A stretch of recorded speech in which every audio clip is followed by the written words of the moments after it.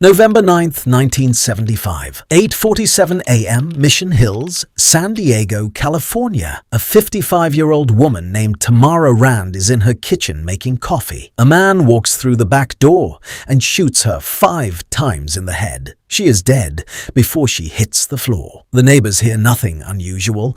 There are no witnesses. The killer disappears. On paper, Tamara Rand was a wealthy investor. She had loaned a young real estate developer named Alan Glick $2 million, money that helped him buy 4 Las Vegas casinos. She wanted her share back. She asked too many questions, and somewhere in the chain of men who ran those casinos without their names ever appearing on a single license or a single paycheck, a decision was made. Tamara Rand had to go. That decision came from a network of organized crime bosses who had, for years, been running one of the largest financial crimes in American history right out in the open, under the blazing lights of the Las Vegas Strip, and getting away with it completely. This is the story of how they built it, how long it lasted, and the one man who held it all together. His name was Joey Aiuppa, and most people have never heard of him. If you've seen Martin Scorsese's Casino, you might remember the character Remo Gaggi, the Chicago boss who sits quietly at a dinner table and decides men's fates without raising his voice. Cold, methodical, invisible, a man who never dirties his own hands, but whose fingerprints are on everything. That character was drawn in part from the real life of Joseph John Aiuppa. Born December 1st, 1907 in Melrose Park, Illinois, a tight-knit Italian-American community on the western outskirts of Chicago, Aiuppa didn't get recruited into organized crime. He was born inside its orbit. The Chicago outfit had deep roots in that neighborhood, going back to the Capone era. It was simply the world he came up in. As a young man, Aiuppa started as a driver for higher-ranking outfit figures, including the legendary Tony Accardo. He ran underground gambling dens in Cicero, the same territory Al Capone had used as his base a generation earlier. He was also a boxer early on. An Irish-sounding name got you more money on the fight card back then, so he fought under Joey O'Brien. For almost 4 decades in mob circles, that was his first nickname. He was not the kind of man who showed up at nightclub openings or let photographers get a clean shot at him. No interviews, no statements, no unnecessary exposure. While other mob figures were getting their names in the papers, Aiuppa was quietly earning, quietly managing, quietly building his reputation as someone the bosses could trust completely. By the 1960s, he was running the Cicero district, the most lucrative territory the outfit had. He managed the Frolics, the Town Hotel, the 411 Club. The whole stretch on Cicero Avenue was, jokingly, called the Strip, long before Las Vegas made that word famous. He was patient. He was methodical. He did not make a move unless he had thought it through from every angle. These were qualities that, in a criminal organization, translated directly into power. Then came the Doves. In September 1962, as part of Robert Kennedy's federal crackdown on organized crime, FBI agents stopped Aiuppa's car in Pittsburgh, Kansas. In the trunk, 563 frozen mourning doves. Under the Migratory Bird Treaty Act, possessing more than 24 doves per person outside of hunting season is a federal offense. After years of appeals, Aiuppa was finally sentenced in 1966. 3 months in jail and a $1,000 fine. They got Al Capone on taxes. They got Joey Aiuppa on birds. The nickname Joey Doves stuck with him for the rest of his life. But the federal government's inability to make anything more serious stick only reinforced what everyone in organized crime already knew. Aiuppa was careful in a way that very few men were, and by 1971, after the imprisonment of the men above him, careful was exactly what the Chicago outfit needed in a boss. Joey Aiuppa was elevated to the top of the organization at the precise moment when something completely unprecedented was about to be attempted. Here is something that tends to get buried under the Hollywood mythology of Las Vegas. The city that rose from the Nevada desert in the 1950s and 1960s was not built by visionary entrepreneurs. It was not built by Wall Street capital. It was not built by Silicon Valley venture money. It was built, in enormous part, by loans from the Teamsters Union Central States Pension Fund, some money belonging to truck drivers across America that was funneled to developers with deep ties to organized crime. The mechanism was elegant in its simplicity. The pension fund, whose trustees had strong connections to the Chicago outfit, operated like a private bank for the mob. If you needed $50 million to build a casino and had the right relationships, you didn't go to Chase Manhattan. You called the right people, the money appeared, and in return, your silent partners owned a piece of everything you built. The mob got something far more valuable than the interest payments. They got control, they got a casino floor, they got a money machine that could run indefinitely, quietly, with no taxes and no paper trail. But to truly turn that machine on, they needed a front, someone with a clean record, a legitimate business background, and enough ambition to accept an arrangement that no honest man would ever agree to. They found him in San Diego. Alan Glick was 32 years old, a real estate developer with big aspirations and a limited track record when he first entered the orbit of organized crime. He was not stupid. He was not naive about who these people were. But he wanted to build something, and they had the money to make it happen. Through a chain of introductions that ran through Frank Balistrieri, the Milwaukee mob boss who had strong connections to the Teamsters pension fund apparatus, Glick secured a $62.75 million loan from the Central States Fund. He used it to purchase the Stardust and Fremont casinos in 1974. The Hacienda and Marina followed shortly after. 4 casinos, all bundled under a company he called the Argent Corporation. On every piece of paper, Alan Glick was the owner. He had the license, the title, the public profile.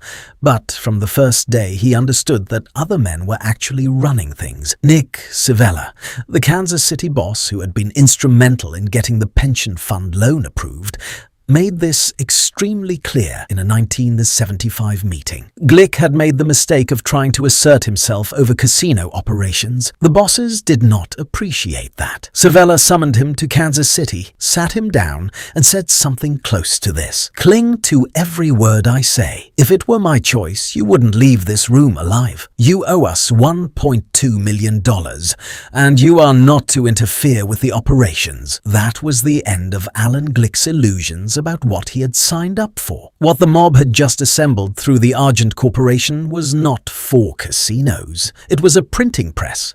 The only question was how to move the money without anyone noticing. The word skim sounds almost polite, like skimming a stone across a pond, light, effortless, harmless. It was none of those things. What the Chicago outfit and its partners engineered inside the Argent casinos was one of the most sophisticated, long-running financial crimes in United States history. A system that pulled between $2 and $4 million a year out of Nevada and funneled it to crime families across the Midwest, year after year, almost entirely undetected. The genius of it came down to a single principle. Money that is never counted does not exist. Here is how a casino count room operates.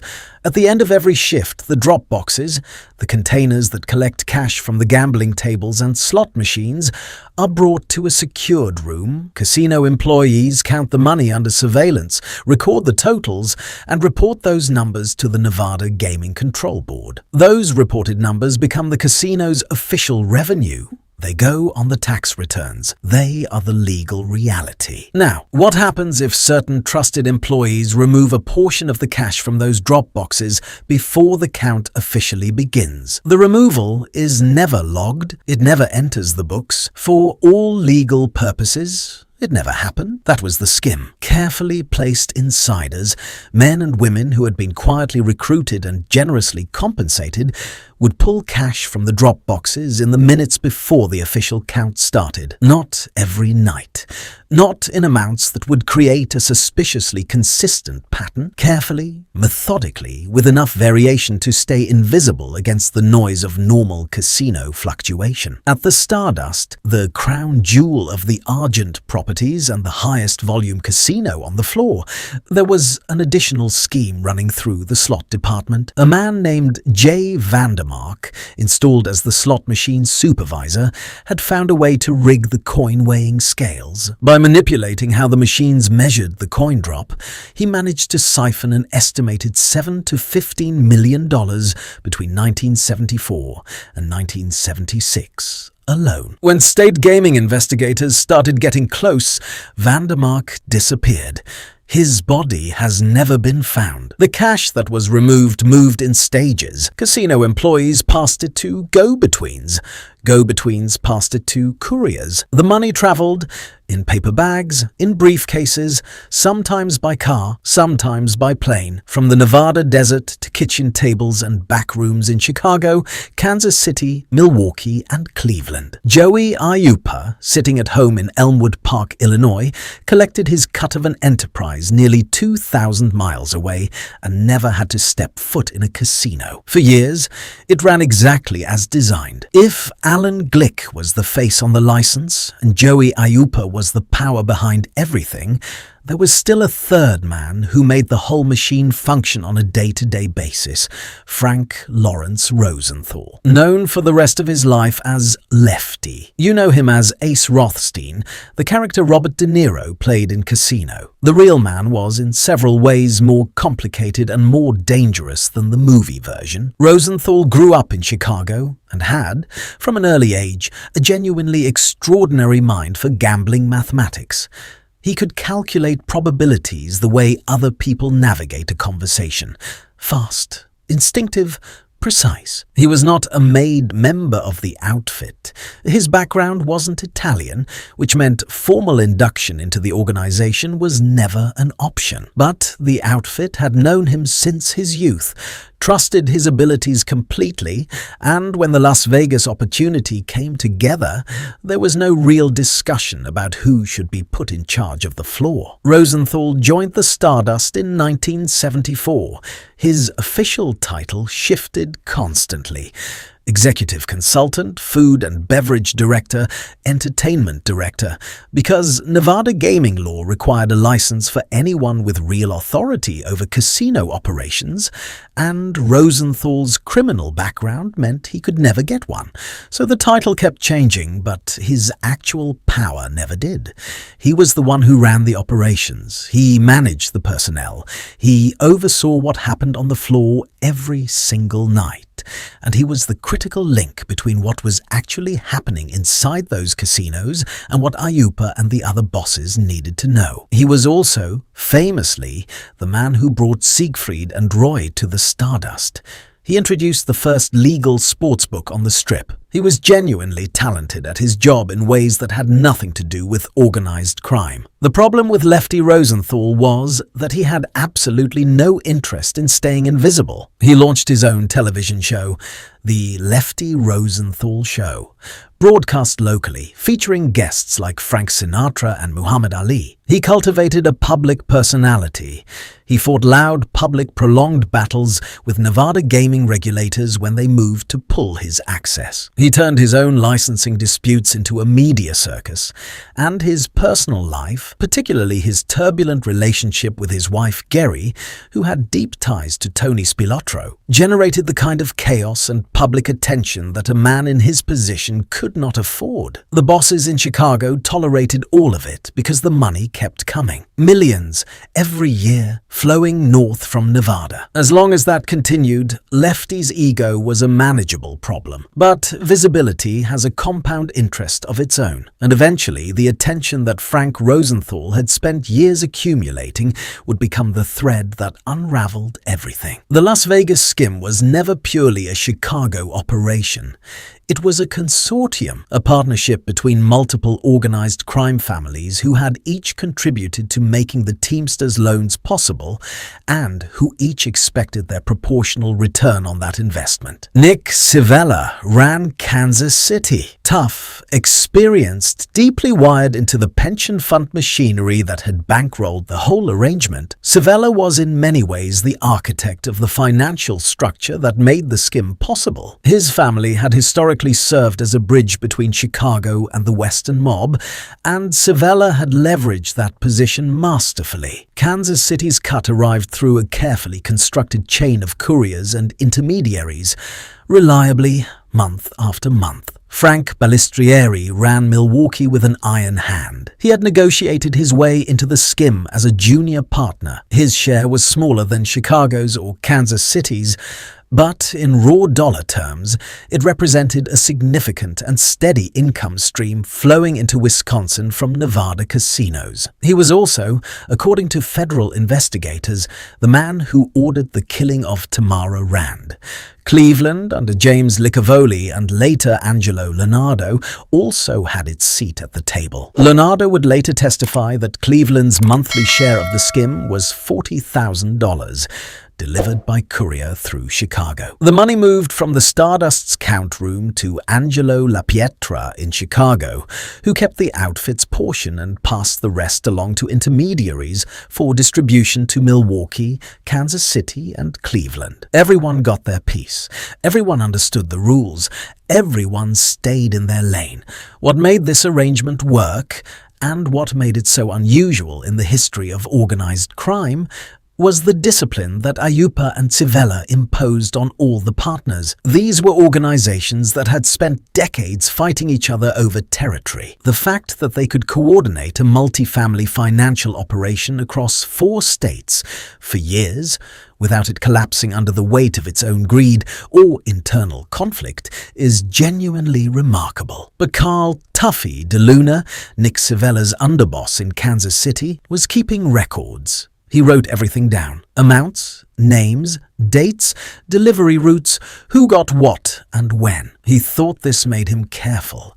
He thought documentation gave him control. It was going to destroy them all. The federal investigation that would eventually bring down the Skim did not begin with a dramatic tip or a lucky break. It began the way the most devastating prosecutions always begin, with years of slow, grinding, unglamorous surveillance work that produces almost nothing for a long time and then suddenly produces everything at once. By the late 1970s, the FBI knew something was wrong. There were too many outfit-connected names floating in and out of the Argent casinos. The Nevada Gaming Control Board had its own suspicions. They revoked Argent's gaming license in 1979, forcing Glick to sell. But suspicion is not a courtroom. Rumors don't convict anyone. What the Bureau needed was evidence from inside. Operation Strawman, actually 2 separate but related investigations. Strawman 1 focused on the Tropicana, and Strawman 2 focused on the Argent properties, began taking shape in the late 1970s and early 1980s. For the first time, FBI field offices in Kansas City, Chicago, and Las Vegas began actually coordinating their intelligence rather than working in isolation. They shared surveillance. They compared notes. From 3 different angles, they started seeing the outline of the same crime. Wiretaps were the turning point. In Kansas City, agents planted listening devices in locations where the mob's inner circle felt completely secure. What they recorded was extraordinary. Men who had spent their careers never saying anything incriminating on any line they thought could be monitored were sitting in rooms they believed were safe, speaking openly about the Skim, about the amounts, about the mechanics of how the money moved, about who was supposed to get what. Conversations that, played in a courtroom, would be completely impossible to explain away. And then there was Carl DeLuna's house. In 1979, when agents served search warrants on Kansas City mob figures, they found something that no one in law enforcement had expected: notebooks. DeLuna's meticulous, obsessive written records of the entire Skim operation. Transaction amounts, participant names, delivery dates, the exact formula for how the money was divided among the families, handwritten in his own hand. a prosecutor's dream, a defense attorney's nightmare. Alan Glick, by this point deeply frightened and increasingly isolated, began cooperating with federal investigators. He had never been a gangster. He was a businessman who had made a catastrophic decision at 32 years old and had spent the years since living with the consequences. When investigators gave him a way out, he took it. Frank Rosenthal was forced out of his casino positions by Nevada regulators in 1978. In 1982, a car bomb exploded under his Cadillac in a Las Vegas parking lot. He survived, barely, and relocated to Florida, never to return. The car bomb was widely attributed to Frank Balistrieri, who apparently felt Rosenthal had become a liability. Tony Spilotro's increasingly chaotic behavior on the ground in Las Vegas, he was running a burglary crew called the Hole in the Wall Gang, committing murders, drawing enormous law enforcement heat,